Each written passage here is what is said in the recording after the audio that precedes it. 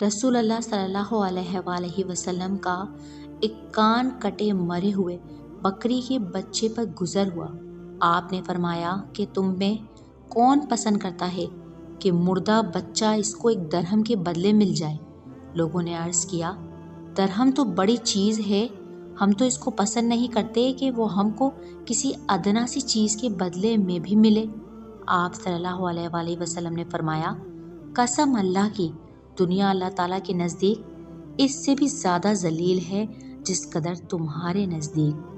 حضرت ابن مسعود رضی اللہ تعالیٰ عنہ سے روایت ہے کہ رسول صلی اللہ علیہ وآلہ وسلم ایک چٹائی پر سوئے، پھر اٹھے تو آپ کے بدن مبارک پر چٹائی کا نشان ہو گیا تھا۔ ابن مسعود رضی اللہ تعالیٰ عنہ نے عرض کیا کہ یا رسول اللہ، آپ ہم کو اجازت دیجیے کہ ہم آپ کے لیے بستر بچھا دیں اور بستر بنا دیں۔